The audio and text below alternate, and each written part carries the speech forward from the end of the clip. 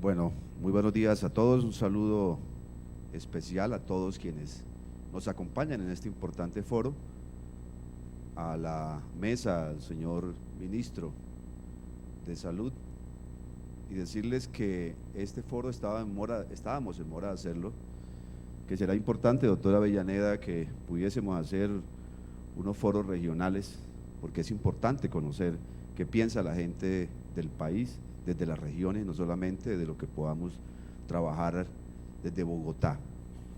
Decirle que el proyecto de ley 059 presentado por Cámara, el único proyecto presentado por la Comisión Séptima de la Cámara, que se suma a los 3 proyectos del Senado de la República, que ya tiene ponencia o 2 ponencias para primer debate. Esas ponencias no recogen el proyecto que nosotros presentamos en Cámara, y de hecho cuando haga su trámite por Cámara entraremos a revisar los temas estructurales que hemos construido en nuestra experiencia como médicos, en nuestra experiencia administrativa y en nuestra experiencia como legisladores. Los autores del proyecto de ley son la doctora Marta Ramírez, el doctor Rafael Romero, y quienes habla, quienes somos médicos, miembros de la Comisión Séptima de la Cámara. Hemos escuchado hablar aquí a 2 importantes personas, un jurídico, un jurista importante que nos hizo una presentación más desde el punto de vista jurídico, y la importante presentación del doctor Jorge Robledo, quien a pesar de que no es del sector tiene un amplio conocimiento del sistema, y coincido con él en algunos aspectos de su presentación, evidentemente difiero en otros, pero lo que tenemos aquí es un problema estructural que hay que buscar resolver, un problema de una ley que en su momento, para quienes fueron sus autores, sus ponentes y quienes la votaron, tenía una posibilidad importante de que le sirviese al país, de que normatizase y cambiase la forma como se prestaban los servicios de salud en Colombia, pero que después de 20 años de esta ley 100 apenas estamos en el proceso de tener una ley estatutaria, y me parece que eso es una deuda grande que se tiene con el país. Estoy de acuerdo también en que hay que hacerle una discusión a fondo para sacarla adelante, que los proyectos de ley, tal vez en los aspectos importantes coincidimos, que el diagnóstico en el sistema de salud lo tenemos claro, que pienso que la mayoría, no solamente de los que estamos en el legislativo, de quienes estamos en el sector salud, sino la mayoría de los colombianos, que hay un problema de fondo que tiene que ver con el aseguramiento, que hay un problema de fondo que tiene que ver con la prestación de los servicios de salud, con la rectoría por parte del Estado a través del Ministerio de Salud, y con la inspección, vigilancia y control que le corresponde a la superintendencia, y que desafortunadamente en estos 19 o 20 años es muy poco lo que se ha avanzado. El proyecto de ley presentado por nosotros busca que haya claridad con los aspectos fundamentales de lo que tiene que ver con la salud en Colombia, con la regulación, que debe ser precisa y contundente, que se redefina este sistema general de seguridad social y que se tenga una estructura jerárquica y una rectoría clara por parte del ministerio, que ha sido tal vez la invitación que hemos hecho, no solamente al ministro Gaviria, sino a los 2 ministros anteriores, porque la rectoría del sistema es desafortunado, hoy no está en manos, por lo menos en todos sus aspectos, en manos del ministerio. Tenemos una comisión de regulación en salud que no responde, que algunas de las situaciones que le competen se las abroga al ministerio, y el ministerio se la abroga a la Comisión de Regulación en Salud. Por eso, desde la Comisión Séptima de la Cámara presentamos un proyecto de ley para eliminar la CRES. Tengo entendido que el gobierno, a través de decreto, está en el proceso de hacerlo. Sin ser abogado, y se lo he dicho al ministro, pienso que una entidad como la CRES, que fue creada por ley, debe ser eliminada por ley. Por eso presentamos proyecto de ley que está haciendo trámite en Comisión Séptima de la Cámara en primer debate. Igualmente presentamos un proyecto de ley de eliminación de los recobros a cargo de las EPS, para que esa relación sea una relación directa entre el prestador y el FOSIGA, y puntualizamos en aspectos importantes como la garantía de la prestación de los servicios, la información adecuada y necesaria para acceder a los mismos, la existencia de un sistema de salud que garantice el acceso a este derecho fundamental, que comprende el derecho a tener salud con oportunidad, con calidad, con accesibilidad, que son aspectos que desafortunadamente no tenemos garantizados hoy. Y voy a iniciar hablando de que el proyecto de ley tiene 34 artículos, tiene 8 capítulos, un primer artículo donde hablamos del objeto del derecho a la salud, de la naturaleza de este derecho, de los deberes y derechos de los actores del sistema, de las obligaciones, de los principios, del modelo del servicio, en el tema de funcionamiento y financiación del sistema, del contenido de los planes, de las coberturas adicionales, de la aplicación de los beneficios y lo que tiene que ver con los beneficios por fuera del Plan Único de Salud, los beneficios ordenados por los fallos judiciales y el manejo y responsabilidad de estos beneficios no incluidos en el POS, donde se tiene que garantizar que el acto médico es irrenunciable, que le corresponde al profesional de la salud la definición de qué debe recibir el paciente por su patología, por su necesidad como paciente, porque desafortunadamente se nos olvida con una frecuencia y demasiado alta el paciente. Hablamos más del tema financiero, hablamos más del tema estructural, de lo que tiene que hacer el ministerio, de lo que le compete a las EPS o a las IPS, y nos olvidamos del actor fundamental que es el paciente. También tocamos temas que tienen que ver con la jurisdiccionalidad de la protección social, que es un tema trascendental y que hoy no lo tenemos en Colombia. Por eso la tutela con una frecuencia muy importante es fallada como escopeta de regadera por jueces con la mejor intención, pero sin el conocimiento técnico, sin el conocimiento científico para una toma de decisiones cierta, y a veces se condena al prestador cuando le corresponde al asegurador, o al revés, o se condena al ente territorial sin que haya posibilidad, con una frecuencia muy importante, de tomar la mejor decisión.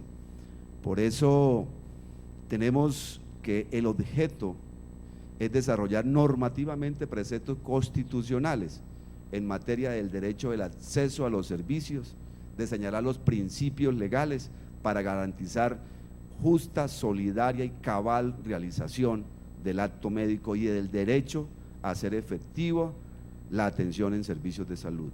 Todos los habitantes del territorio tienen el derecho a las prestaciones de salud en la forma en que las leyes y reglamentos especiales lo determinen, el acceso a los servicios de salud como un derecho fundamental irrenunciable, y su prestación corresponde a un servicio público de carácter esencial y obligatorio.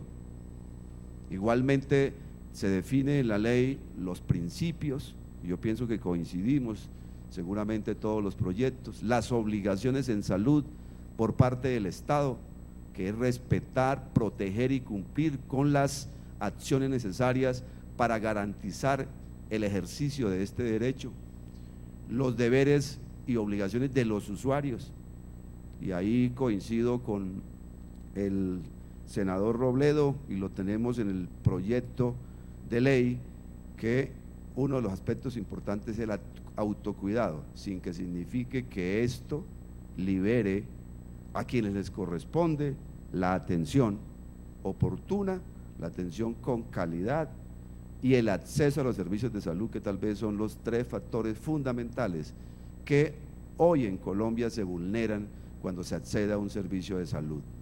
Igualmente, en que la cobertura tiene que ser universal y obligatoria, en que la administración y prestación del modelo debe ser ejecutado por las entidades competentes, públicas, privadas, solidarias o mixtas, y que la financiación tendrá prioridad y comprometerá recursos fiscales y parafiscales, además de los otros que puedan causarse que sean ordenados por la ley. Se aplicará obligatoriamente la estrategia de atención primaria en salud. En la ley 1438, que se expidió en enero o se sancionó en enero del 2011, ya casi 2 años, uno de los aspectos más importantes de la discusión, y en eso yo pienso que los senadores y representantes están de acuerdo conmigo, uno de los aspectos que más trabajamos fue lo que tenía que ver con que la entrada o la puerta de entrada al servicio de salud tenía que ser a través de APS, de atención primaria en salud, pero casi 2 años después no hemos iniciado las pruebas piloto. Por eso, ministro, tal vez salió un momento, pero he sido incisivo pidiéndole al ministro que no solamente debemos tener pruebas pilotos, sino que ya debería estar implementado atención primaria de salud en Colombia. Es desafortunado que esto no ocurra porque la promoción y prevención que venía definida en la ley 100 se quedó como un simple discurso y en la práctica es muy poco lo que hemos podido avanzar. Porque, y también coincido con el senador, en que en Colombia, a pesar de que hay cientos de leyes, decretos, resoluciones, la obligatoriedad de cumplir estos decretos o leyes se queda a veces en la simple buena intención. Igualmente, se tiene que definir la autoridad regulatoria que actualizará con periodicidad no mayor a 1 año los planes de beneficios y que todas las personas en Colombia tienen derecho a un plan único de beneficios en salud que tiene que ser además igual para todos los colombianos. En coberturas adicionales, hoy está definido, pero lo puntualizamos en la ley, quiénes y de qué manera se establecen estas coberturas adicionales. Igualmente, la aplicación de los planes de beneficios que tienen que ser, como lo decía, iguales para todos los colombianos, no importa nuestro nivel de ingreso, no importa si pertenecemos al subsidiado, al contributivo o a los regímenes especiales. Igualmente, y aquí es importante revisar en lo que tiene que ver con la tutela, que es un mecanismo importante, un mecanismo que tiene que seguirse utilizando, que es fundamental que exista, y si no tendríamos otros cientos de miles de usuarios o de pacientes en peores condiciones de salud o muertos si no hubiera sido por la tutela, pero también se ha abusado de la tutela y eso es algo que yo pienso que todos tenemos claro. Y las autorizaciones tienen que ser expeditas, tienen que definirse unos mecanismos para que sean rápidas y para que no existan esos mandos medios que son los que con una frecuencia muy importante afectan la prestación del servicio. Nosotros nos descompensamos cuando aparece una publicación de un medio hablando del paciente que se murió en la sala de espera, el paciente que se murió en urgencias, pero quienes somos médicos sabemos que son cientos o miles más bien los pacientes que se mueren ya no en la urgencia ni en la sala de espera, sino en la hospitalización, en la unidad de cuidado intensivo, porque alguien no dio una autorización, porque a alguien simplemente se le olvidó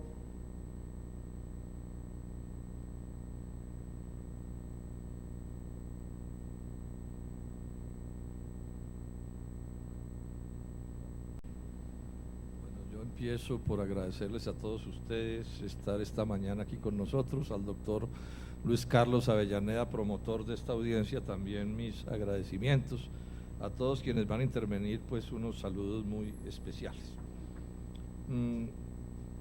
Yo soy uno de los congresistas que firmamos un proyecto de ley estatutaria en salud que realmente tiene origen en una unidad muy grande que hay de personas interesadas y de organizaciones interesadas en el tema de la salud, que se llama la Alianza por un Nuevo Modelo de Salud.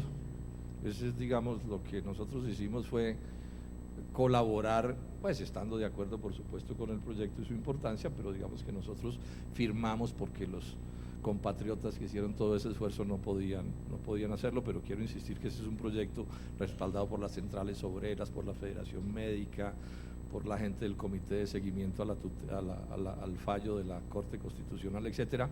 Los detalles de ese proyecto los va a explicar, y seguro que lo va a hacer mejor que yo, el doctor Saúl Franco, que está aquí. Yo voy a hacer algunos comentarios sobre ese proyecto, pero más sobre, en general, este tema de la salud, y me voy a detener en controvertir, o por lo menos en plantear algunos asuntos en lo que tiene que ver con lo que tiene que ver con lo que yo he llamado los proyectos del santismo, los proyectos pues de ley estatutaria del santismo, que son básicamente el primero que presentaron los senadores Ballesteros y Barreras, que ya se acaba de mencionar aquí, y el último, que es la ponencia que presentó el doctor Armando Benedetti. Ese es un poco el esquema de lo que voy a desarrollar. Bueno, lo primero es insistir en la gravedad de la crisis. Yo creo que este es un tema que no podemos dejar de plantear los que estamos interesados aquí. Yo pienso que lo que tenemos en salud es algo así como un paciente terminal, o sea, la gravedad de lo que está ocurriendo es pasmosa. Unos fenómenos de corrupción que pienso yo, nos avergüenzan ante el mundo civilizado, unas condiciones laborales de médicos y enfermeras y demás trabajadores de la salud inicuas, un país donde la gente se está enfermando y muriendo de males que la medicina sabe curar, y una crisis financiera pavorosa de las propias EPS, del mundo de las IPS, tanto públicas como privadas. Yo diría que es difícil encontrar una situación peor, pues podría detallarla más, pero yo pienso que con esto puede ser suficiente. Diría además, y este es, pienso yo en este momento, el centro del debate, o se está volviendo el centro del debate, lo único bueno que le ha pasado al sistema de salud desde que se creó hace ya casi 20 años fue la acción de la tutela, los fallos de la Corte Constitucional y la tutela. Eso es lo único que explica por qué esto todavía no es peor, porque finalmente a punta de tutelas y de fallos de la Corte se creó una especie de nuevo derecho que lo llamamos el no pos, o sea, teníamos el pos, que era el derecho de la ley 100, y a punta de tutelas se creó el no pos. O sea, hoy se enferma y se muere un poco menos de gente por causa de la ley 100, en buena medida por esta realidad de la tutela. Aquí hay un debate de fondo que se expresa en los proyectos que están planteados, incluido el del senador Avellaneda. En Colombia hay dos grandes teorías para explicar la crisis de la salud. Una es la que yo llamaría la teoría de todos los gobiernos que ha habido en estos años, que es la teoría de las manzanas podridas. ¿Sí? Esto está muy bien, pero las manzanas podridas, y entonces el problema es que hay unas personas, malas personas, que no proceden como deberían proceder. Yo no voy a negar que aquí hay cantidades inmensas de manzanas podridas, eso pues no lo pongo en discusión, pero lo que sí ponemos en discusión es que creemos que el asunto es más grave todavía, que hay un problema estructural. Este fue un árbol que nació torcido, y nació torcido, lo podríamos explicar de mil maneras, pero el tiempo no nos da, y lo resumo en una sola cosa. La ley 100 no es la ley para la salud de los colombianos, sino para el negocio financiero, de la intermediación financiera con la salud de los colombianos. Son dos cosas completamente diferentes. Una cosa es una ley para brindar salud y otra cosa es una ley para ganar plata con la salud. Una cosa es un gerente de un sistema de salud que rinde cuentas al final del año por cuánta gente curó y cuánta enfermedad previno, etcétera, y otra cosa es un gerente que al final del año rinde cuentas de cuánta plata ganó con el negocio de la salud. Nosotros pensamos que si esto no se corrige, aquí no va a ser posible solucionar nada. Esto, lo que hay aquí es un negocio financiero. Mirando papeles me encontré una cosa de hace años, como hace bastantes años ya el presidente en esos días de Fasecolda se le hacía agua a la boca. Fasecolda es la agremiación de las aseguradoras, se le hacía agua a la boca contando cómo en el negocio del aseguramiento, que es un negocio de banqueros, la salud iba a pasar de representar con la ley 100 del 2.5% del total del negocio al 39% del total del negocio. Este es el lío que tenemos. Y entonces creo que es hora de insistir mucho en una cosa simpática que veo en estos días, pero que ilustra este equilibrio de la salud. ¿Cuál es la regla de oro del neoliberalismo?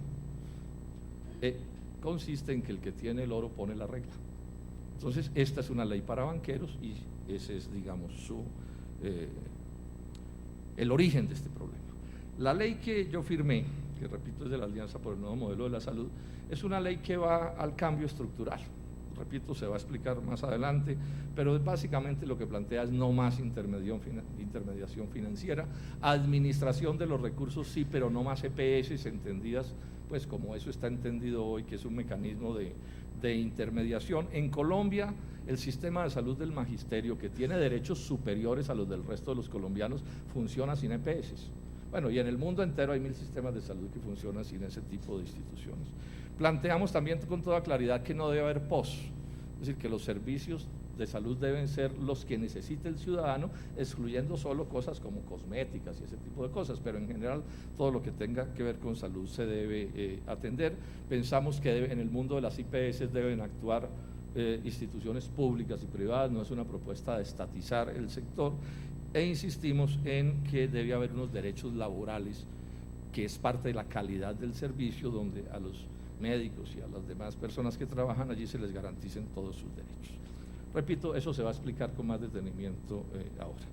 El lío en el que estamos entonces es supremamente grave, y aquí hay que señalar una cosa con toda franqueza. Llevamos ya más de 2 años del gobierno del presidente Santos, y lo único que ha sucedido en estos 2 años es que este problema se ha agravado, y se ha agravado porque el gobierno sostiene con todo dogmatismo contrario a la evidencia de que aquí esto se va a arreglar con más pañitos de agua tibia, cuando es claro que esto lo que necesita es alta cirugía. ¿Qué es lo que dice Santos al final?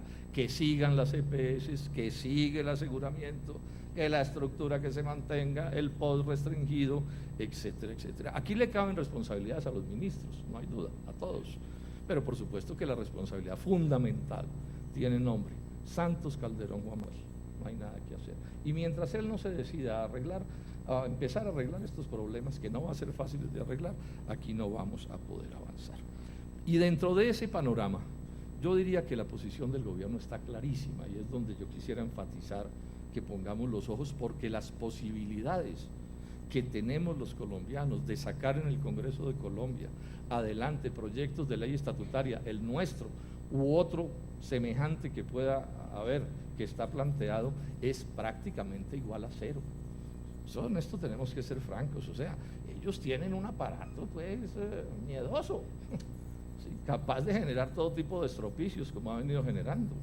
Y entonces parte del debate, al mismo tiempo que defendemos nuestro proyecto, es que entendamos cuál es el proyecto de los otros, porque no resulta que como los malos jugadores de ajedrez terminemos, uno mueve y mueve y mueve su pieza y de pronto, uy, me dieron mate, porque no se dio cuenta que el otro también le movía piezas. Ojo entonces con lo que está pasando. Entonces voy a dedicar estos pocos minutos más a señalar qué es lo que quiere el gobierno. ¿Qué es lo que quiere el gobierno? 2 frases del doctor Alejandro Gaviria. El Tiempo, 14 de septiembre de este año. Este modelo, o sea, el de hoy, el de las EPS, ni se ha evaluado en toda su dimensión, ni se le han hecho los ajustes que necesita. Yo sí creo que se ha evaluado en toda su extensión y se le han hecho como 1000 ajustes. No hay norma en Colombia que tenga más ajustes que la ley 100. Hay que darle una segunda oportunidad, piensa él, sobre bases ciertas y serias. Bueno, yo creo que lo que hemos dicho es cierto y es serio. Y agrega, si después de eso no funciona, después de darle la segunda oportunidad, pues uno esperaría que dijera, bueno, entonces cambiémoslo. Entonces no, el doctor Gaviria lo que dice es, hay que iniciar un debate.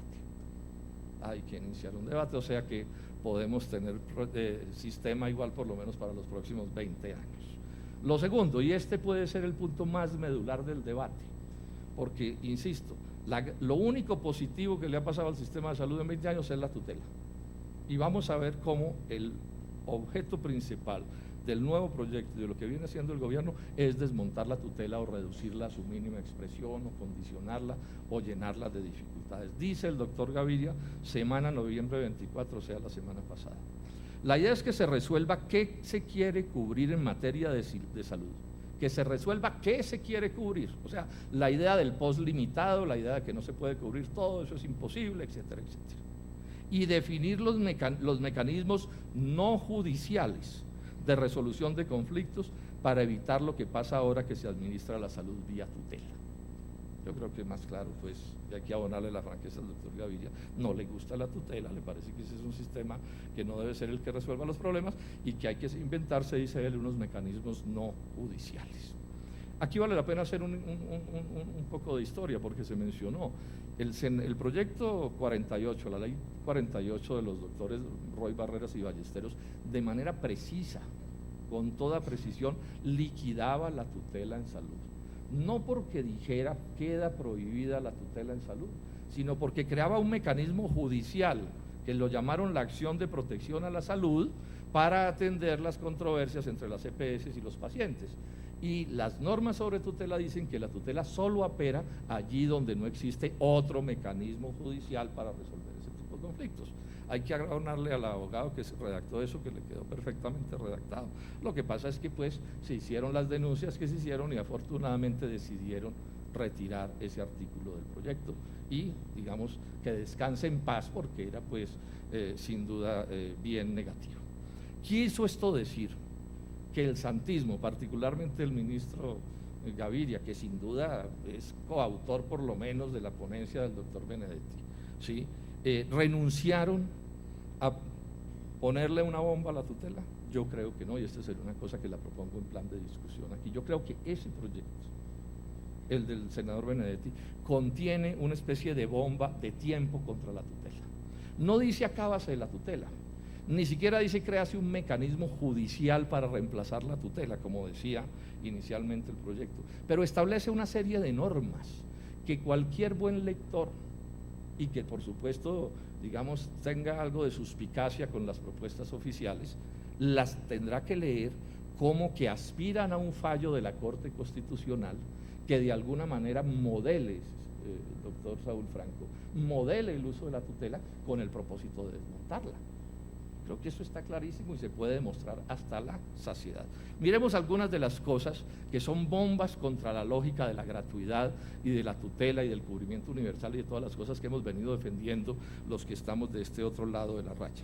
Con respecto a la gratuidad, el proyecto al que me estoy refiriendo abre la posibilidad de que exista, llamémoslo un no POS, o sea, unos servicios que vayan más allá del POS, eso está planteado. Lo que pasa es que lo diseña de tal manera que se llena de condicionamientos que son contrarios por completo al espíritu de la tutela. Por ejemplo, dice con todas las letras el artículo 17 que los ciudadanos tendrán que contribuir con el financiamiento, además de las cuotas que ya pagamos, tendrán que contribuir con el financiamiento del sistema de acuerdo con su capacidad de pago. Este es tema de pleito, aquí los que sabemos de esto sabemos que ese es tema de debate. No aparece, y esto llama mucho la atención, el concepto de sostenibilidad fiscal. Es más, me parece casi que censurable que no aparezca, porque se supone que ese es un mandato constitucional y es obvio que es parte del asunto. Entonces, no aparece el concepto de sostenibilidad fiscal, pero uno lee el artículo 9 sobre sostenibilidad fiscal y le queda claro que solo se irá en atención a las cosas de los pacientes hasta allí a donde les sea permitido de acuerdo con los recursos, etcétera, etcétera.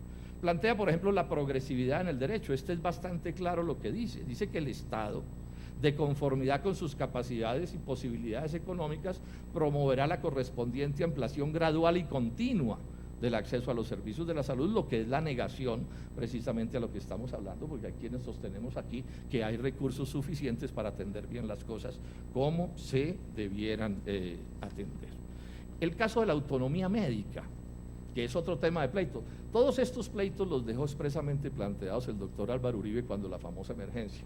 Recordémonos que ese fue un momento en que el mundo de la salud aclaró qué les gustaba y nosotros aclaramos lo que no nos gustaba. Bueno, todo eso está en este proyecto del que estamos hablando. Autonomía médica. Se prohíbe todo constreñimiento al médico. Entonces uno lee eso y bueno, se pone alegre, pero después dice, sin perjuicio de que su concepto u opinión pueda ser revisado en función de la evidencia científica conforme a los mecanismos previstos en la presente ley. Ahora me imagino que no lo iban a coger de la corbata, ¿cierto? Y encuellarlo, pero Esto a qué es a lo que le está abriendo el camino. Con respecto a condiciones laborales, no hay nada que valga la pena, alguna frasecita hueca que no aclara cosas como sí aclara el proyecto que nosotros presentamos. Introduce incluso el deber del autocuidado, que es también vieja idea en estos debates. Pero miren ustedes, también se redacta de manera cuidadosa. Yo supongo que pagaron un abogado de alto precio, ¿cierto? Porque la cosa está bien redactada. Entonces dice esto en el deber del autocuidado: en ningún caso la falta de autocuidado, su incumplimiento podrá ser invocado para impedir o restringir acceso oportuno a servicios de salud. Y uno queda como tranquilo, pero agrega, servicios de salud requeridos con necesidad, o sea, ciertos tipos de servicios de salud no se podrá aplicar la práctica de la sanción del autocuidado. Crea o plantea la idea de crear un nuevo POS, ¿sí? Dice que será un POS que no será un simple listado de medicamentos. No avanza más, pero yo creo que esto está en el espíritu de lo que han venido diciendo desde hace rato, desde el ministro Santamaría, de volver al POS por, ¿cómo se llama?, por patologías. Pero recordemos cómo lo planteó Santamaría en su momento: se atenderá para lo que alcance con los recursos que haya, etcétera, etcétera, etcétera. Luego allí digamos que tampoco hay una situación verdaderamente nueva. Terminemos mirando con algún detalle el tema de la tutela. Señor ministro, buenos días. ¿Cómo funciona hoy la tutela? La tutela tiene una serie de encantos, y es que, o el primero es que es un mecanismo expedito, o sea, no es un mecanismo enredado mediante 1000 trámites, sino que es una cosa clara y directa. El paciente va, el médico tratante le formula, y el paciente simplemente de ahí, si la EPS no le atiende lo que le formularon, se puede ir donde un juez cualquiera de la República y pedir una tutela, y el juez falla y se acabó el asunto. Ese es todo el procedimiento. Bueno. Lo normal, obvio, es que el juez toma la decisión de acuerdo con la formulación del médico tratante, es decir, lo que hace el juez, el médico tratante dice que se necesita esto, luego se necesita esto, y se acabó el asunto. La Corte ha dicho que no hay que pasar por los comités técnicos científicos, y esto es bien importante, como lo vamos a ver. Y la Corte también ha señalado que el paciente no tiene que probar que es pobre, es más, la carga de la prueba se la tiene dada a la EPS si quiere, pues, digamos, interponer recursos en este sentido, y también ha dejado claro que operan las tutelas integrales, las que quiere decir que si usted gana la tutela, le atienden los distintos aspectos del tratamiento que haya que hacerse. ¿Qué es lo que plantea la reforma que yo llamo la reforma que está proponiendo el gobierno? Ya mencioné cómo lo que intentaron, que fue acabar con la tutela por la vía de crear un mecanismo judicial, les tocó abandonar esa idea. Entonces, ahora, ¿qué es lo que hacen? Es crear un mecanismo no judicial. Luego, en el sentido estricto, no acaba con la tutela en salud, pero si el día de mañana la Corte Constitucional dice que habrá que integrar, digamos, el viejo mecanismo de tutela, por llamarlo así, introducirle los factores que están en esto, pues habrá desaparecido, digamos, el mecanismo de tutela expedito que conocemos. Yo creo que es a eso a lo que le están apostando. Y cuando uno mira entonces qué es el tipo de cosas que aparecen aquí, se crea una junta médica, ¿sí?, que la va a reglamentar y a organizar el Ministerio de Salud. Junta médica que de entrada va a poder disputarle el concepto científico al médico tratante, cosa que por supuesto ya va a generar en los médicos tratantes una preocupación, y es, bueno, me va a tocar meterme además en un pleito con colegas míos a ver si lo que yo estoy formulando es razonable o no es razonable. Ese ya es un tiro, ¿sí?, contra la libertad del médico tratante y contra el derecho a la tutela. Podría suceder también que en una decisión de la Corte Constitucional la Corte dijera, bueno, el juez de tutela sí podrá tomar decisiones y tener en cuenta la decisión del médico tratante, pero tendrá que tener también en cuenta la decisión de este comité que estamos creando, médico, que le disputa el punto de vista, y tendrá que balancear y decidir por qué escoge una cosa o por qué escoge la otra, cosa que fácilmente paralizaría a los jueces de tutela, que hoy, digamos, se mueven bajo la responsabilidad científica del médico tratante. Se crean unos comités de servicios adicionales, ¿sí?, que son además los que, para, digamos, ganar estos espacios que sigámoslos llamando de no POS, así no se llamen de esa manera en el proyecto, ¿cierto?, van a definir si se paga en todo o en parte lo que se consiga o lo que se termine definiendo. Inclusive en una redacción retorcida, hay que reconocer que el abogado que le metió la mano a esto sabe de redacciones, da la impresión de que no se invierte la carga de la prueba, pero sí se invierte la que hay hoy y le traslada al usuario el probar que no tiene capacidad de pago. Y desaparecen las tutelas integrales que conocemos. Yo podría referirme a más cosas. Ahora aquí pues uno de quienes han luchado más en esto, el doctor Néstor Álvarez, me contaba otra serie de detalles de cómo son cosas que van dentro del proyecto, que son como unas especies de cargas de bombas de relojería prendidas para que estalle.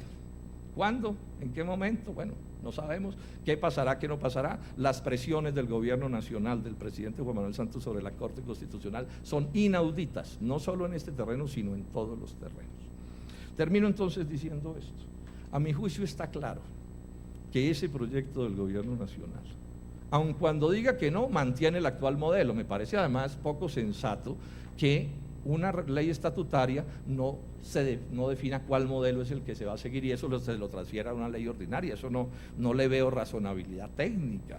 Finalmente yo creo que ¿qué es lo que hacen? Aplazar la discusión para que sea en esa ley ordinaria donde nos definan que continúa el actual modelo. Entonces yo estoy seguro, y es el llamado que le hago a quienes hemos venido en esta lucha, para que pongamos los ojos sobre este proyecto, porque pareciera ser inocente y simplemente recopilar normas, pero no lo es. No lo es. Yo llamo la atención a esto y llamo la atención a la preocupación que yo tengo, ojalá me equivoque. Yo creo que la discusión no se va a poner en el proyecto de la Alianza por la Salud ni en el proyecto del senador Avellaneda, sino que se va a poner en este tema del gobierno, que es el que tiene el músculo político para que en las comisiones primeras y en las demás partes esto se termine aprobando. Por último, decir esto, y es un llamado que le hago al gobierno y al senador Benedetti y a la presidenta de la comisión primera. Me parecería inaudito, absolutamente inaceptable que a estos proyectos se les diera primer debate este año. Y yo creo que eso no tendría antecedentes en la historia de Colombia. Que un tema de una complejidad como este, de una gravedad como este, se pretenda ultraferrocarrilear, es el nombre que se le da en el Congreso a las cosas cuando se hacen a la carrera, me parecería increíble. Yo esperaría que por lo menos de este evento hoy saliera. Hay que lamentar que digamos, no estén otros, digamos, de los senadores importantes de este proceso, pero pienso que el primer acuerdo que deberíamos sacar hoy de aquí es la idea de que estos temas los vamos a discutir el semestre entrante sin afanes, con tranquilidad, dándole tiempo a las universidades a opinar, al cuerpo médico, a todo el mundo, para que al final, pues, bueno, se vote lo que se quiera votar y las mayorías o no tendrán la capacidad de decidir, pero que por lo menos los colombianos sepamos con precisión lo que se está haciendo, porque a mi juicio, este proyecto del gobierno, lejos de resolver lo que necesitamos resolver en esta pavorosa crisis de la salud, lo que apunta es a, digamos, a mejorar las condiciones del negocio o a hacer viable el negocio, pero no a resolver los problemas de fondo que la salud de los colombianos necesita. Muchas gracias, senadora Avellaneda. Buenos días, ya casi tarde para todos. Complacido de estar aquí discutiendo con ustedes en esta audiencia sobre el debate que se nos viene sobre la ley estatutaria. Quisiera de manera esquemática ordenar mi presentación en 10 puntos. 10 puntos que responden a algunas de las inquietudes planteadas esta mañana. No he podido escucharlas todas, pero más o menos conozco las premisas fundamentales de este debate. El primer punto, senadora Avellaneda, tiene que ver con un orden que hemos querido darle a este debate y que yo creo que va a ser fundamental para trazar la ruta legislativa que tenemos que enfrentar el año entrante. Y es el punto sobre qué debe contener una ley estatutaria, sobre si la ley estatutaria debe o no meterse en la definición del modelo de salud o debe circunscribirse, de otro lado, en la protección y regulación del derecho fundamental a la salud, tema en el que todos estamos de acuerdo. Nosotros hemos planteado, con el debido respeto, que hay dos debates que deben darse de manera independiente y separada. Que uno es el debate sobre el qué, Esto es, ¿qué es el derecho fundamental a la salud? ¿Cuál es su contenido? ¿Cómo debe protegerse y regularse? Y que ese debate debe estar contenido en una ley estatutaria que debe ser compatible o consistente con cualquier modelo de salud, con el que tenemos hoy en día o con un modelo, por ejemplo, como el que planteó el senador Avellaneda. Y que hay otro debate sobre el cómo, que debe ser el debate sobre el modelo de salud. Entonces nosotros hemos querido, dijéramos, partir este modelo, dividirlo en dos leyes. Una es la ley estatutaria, y hay ya una ponencia que cuenta con apoyo del gobierno. Vuelvo y repito, la ley que protege ese derecho fundamental a la salud y lo regula. Y lo otro, la definición del modelo, donde tenemos coincidencias, quiero decirlo, con algunas de las cosas que ha dicho el señor Avellaneda, no con todas. Entonces, ese es un primer debate que tenemos que dar, dijéramos, de cómo va a ser nuestra ruta legislativa. Si queremos mezclar las dos cosas, tener la definición del qué y el cómo en una misma ley, o si valdría la pena, por el contrario, separar los debates en dos leyes distintas. Lo que ha dicho la Corte repetidamente, senadora Avellaneda, con debido respeto, es que de pronto valdría la pena separar los dos debates, y que una ley estatutaria no debería ser la ley que defina en última instancia cuál debe ser nuestro sistema de salud. Entonces hay un primer debate que queremos plantear esta mañana, es un debate que vamos a tener porque en el fondo de la definición de este debate va a depender el contenido de la ley. Vuelvo y repito, la ponencia que apoya el gobierno es una ponencia que está por ahora circunscrita simplemente a la regulación y la protección de ese derecho en unos términos que describiré más adelante. Ese es el primer punto, entonces. Nosotros, senadora Avellaneda, estamos de acuerdo en nuestro proyecto con algunos de los principios que usted planteó. Partimos de la misma premisa exactamente, esto es, partimos de la jurisprudencia ya repetida de la Corte Constitucional, que la salud es un derecho fundamental, no solo por conexidad con la vida, sino es un derecho fundamental en sí mismo, un derecho fundamental que debe prestarse en condiciones de equidad, sin ningún tipo de barreras, ni geográficas, ni ningún tipo ni de discriminación, como lo decimos en el proyecto de la siguiente manera. El Estado, aquí tenía el tema de las barreras que quería leerlo porque era bastante claro. El derecho fundamental a la salud comprende los elementos esenciales para que las personas puedan acceder de manera oportuna en condiciones de equidad a servicios de salud de buena calidad, sin barreras físicas, económicas, geográficas o de otra índole. Entonces en eso estamos de acuerdo. Simplemente la discusión va a ser más una discusión sobre los medios. Ese es el primer punto. El segundo punto, voy a hacer aquí un pequeño paréntesis para empezar a describirle la ley, porque yo quiero aprovechar, senadora Avellaneda, para inmiscuirme en un punto fundamental en el debate. Tiene que ver con el tema del ánimo de lucro y un poco cómo se compaginan aquí las esferas público-privadas. Y los invito a todos a entender el siguiente ejemplo, para que nos demos cuenta cómo a veces damos los debates que no tocan.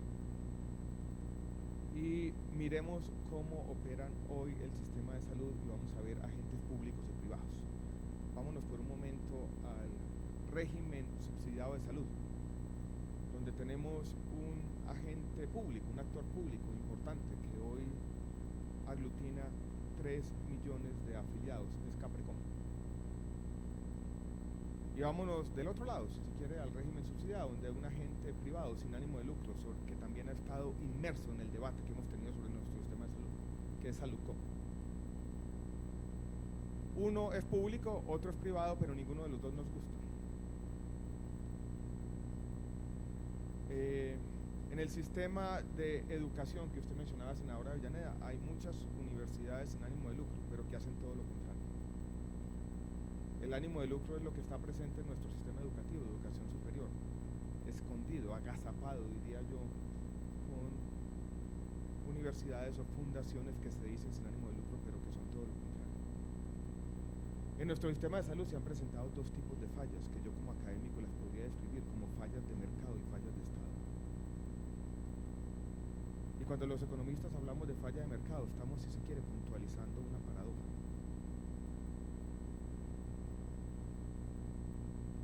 si se quiere, primero a las fallas de Estado, donde está la paradoja mayor. Y es que muchas veces, señoras y señores, no hay nada más privatizado que lo público. Hay instituciones públicas que se dicen de todos, pero no son de todos, que básicamente ha sido capturada por intereses políticos muchas veces.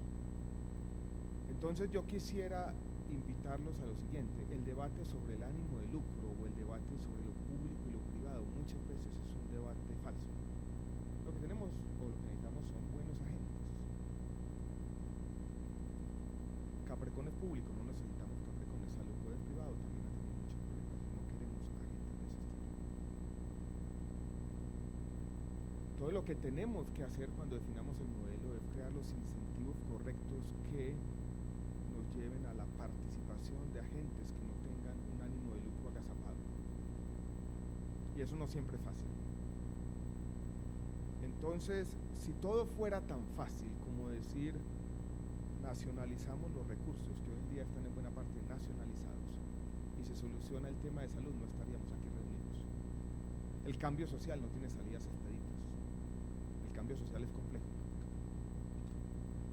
Secretario de Salud de Bogotá, yo creo que ha sido víctima de esa paradoja. Usted tiene algunos hospitales públicos, por supuesto, donde yo creo que usted de pronto con otras palabras estaría de acuerdo con mi diagnóstico de que esos hospitales han estado privatizados por intereses que uno podría describirlo de manera gráfica también como intereses de lucro, que la gente ha estado lucrándose indebidamente de un patrimonio público. Entonces, señoras y señores, este es un debate difícil y yo vengo de la economía y la economía nos enseña una cosa, que el cambio social es complicado y que simplemente redefiniendo lo público y lo privado por lo público, teniendo una ley que elimine el ánimo de lucro, no vamos a resolver nuestros problemas sociales más ingentes. Ojalá fuera así. Entonces lo que necesitamos es un buen modelo de salud, que no puede agotarse en la naturaleza de los recursos. Y ahí están las grandes dificultades, porque ningún país ha inventado un sistema de salud perfecto. Y en ese debate es un debate que vamos a dar, pero es un debate que tiene que meterse en los detalles. Tiene necesariamente que ver dónde están puestos los incentivos. Tiene necesariamente que ver dónde están los agentes políticos que van a garantizar que los recursos no sean capturados como ha sido en Colombia. Colombia tiene un sistema de salud que ya tiene una característica que lo hace peculiar en el mundo y que nos hace a todos ser de alguna manera, o nos da, si se quiere, como agentes políticos a todos, un compromiso adicional. Y les describo cuál es esa característica. Colombia se gasta aproximadamente, contando el recurso que invierte la gente, 45 billones de pesos en el sistema de salud, que es un número fácil para hacer los cálculos, porque tenemos un poquito más de 45 millones de colombianos, 1 millón de pesos por persona, eso es lo que invertimos como sociedad. Pero ¿cómo se hace esta inversión? ¿Cómo decidió hacerla la sociedad colombiana? Lo hace de una manera que es peculiar en el mundo. Decidió decir, los recursos no van a salir del bolsillo de la gente, los recursos van a estar socializados. El gasto de bolsillo hoy, lo que gastamos los colombianos de nuestra plata hoy en día como porcentaje de los ingresos es de los más bajos del mundo, porque el tema está completamente socializado. Entonces, ¿qué es lo que decidimos, senadora Avellaneda? Que esos recursos los va a invertir el Estado a través de unos intermediarios, las EPS, transfiriendo recursos a los hospitales muchas veces de manera directa, y ahí, en esa organización de nuestros sistemas de salud, hemos cometido errores históricos de mucha índole. No solamente son las EPS, de las que yo tengo muchas dudas también, sobre muchas de ellas, se lo digo también sinceramente, y lo he expresado públicamente. Pero vuelvo y planteo la complejidad de estos temas, porque a veces pareciera que tenemos una fórmula mágica para resolver todos los problemas de nuestro sistema de salud, como si bastara una sola ley, con un solo artículo, de una sola línea. Elimínense las EPS y ya vivimos en el mundo perfecto. Ojalá fuera así. El cambio social es mucho más complicado que eso.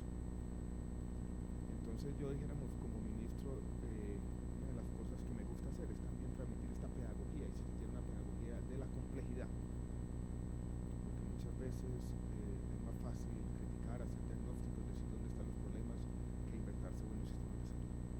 Entonces quiero dejar ese punto sobre la mesa. Hay una disyuntiva interesante, yo tampoco